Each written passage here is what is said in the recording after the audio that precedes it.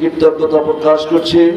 গত 7ই জানুয়ারি দ্বাদশ জাতীয় সংসদ নির্বাচনে আপনাদের প্রচেষ্টায়, আপনাদের সংগ্রামের ফসল আমার বড় ভাই শামীম শাহনাজকে জাতীয় সংসদ সদস্য নির্বাচিত করার জন্য।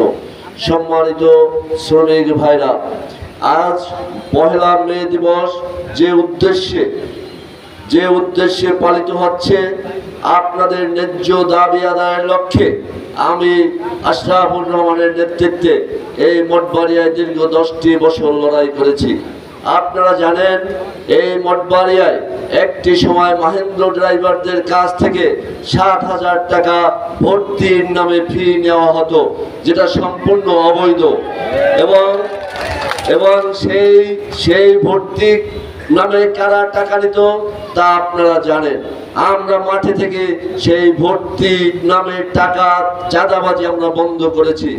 প্রিয় উপস্থিতি, বিভিন্ন সময় ইমারত নির্মাণ শ্রমিক ভাইদের কাছ থেকে সালিশ ব্যবস্থার মাধ্যমে তারা বাড়ির মালিক এবং শ্রমিক ভাইদের কাছ থেকে মাসোয়ারা খেত, আমরা সেগুলো বন্ধ করেছি।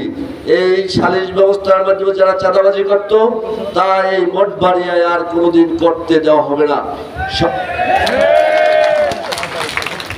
মাননীয় সংসদ সদস্য নির্বাচিত হওয়ার পরে আশরাফুর রহমান এই মঠবাড়িয়ার বিভিন্ন স্থানে গিয়ে সমস্ত অটো মাহেন্দ্রর কাছ থেকে তাদের চাঁদা রসিদ বন্ধ করে দিয়ে হাতিয়ে নিয়েছে, যারা মঠবাড়িয়া আর কোনোদিন যেন চাঁদা আদায় করতে না পারে।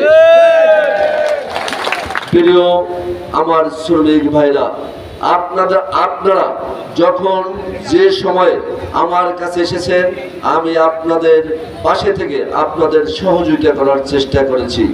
বিভিন্ন সময় আমি দেখেছি যে অনেক টাকার লেনদেন হয়, কিন্তু এই শ্রমিক ভাইরা বিভিন্ন সময় আমাকে বলেছে, যদি আপনি না থাকতেন তাহলে এখান থেকে আমরা এই টাকার সুব্যবস্থা পেতাম না।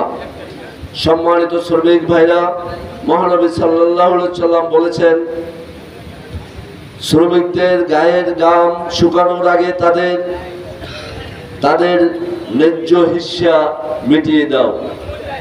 আমাদের জাতির পিতা বঙ্গবন্ধু শেখ মুজিবুর রহমান বলেছেন, কৃষক শ্রমিকদের সম্মান করো, তাদের টাকায় তোমরা ডাক্তার ইঞ্জিনিয়ার হও, তোমরা বড় বড় অফিসার হও।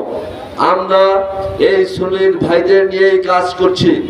ইনশাআল্লাহ যেদিন এই মঠবাড়িয়ার শ্রমিক ভাইরা স্মার্ট হবে, মাননীয় প্রধানমন্ত্রী যে স্মার্ট বাংলাদেশের ঘোষণা দিয়েছে, এবং আপনাদেরকে স্মার্ট বাংলাদেশের সেই সহযাত্রী হিসাবে আপনারা হবেন গর্বিত অংশীদার।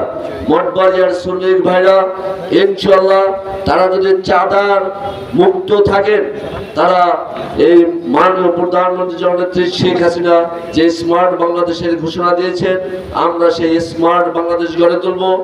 আমরা নিরাপদ মঠবাড়ি গড়ে তুলব এবং আলোকিত মঠবাড়ি গড়ে তুলব।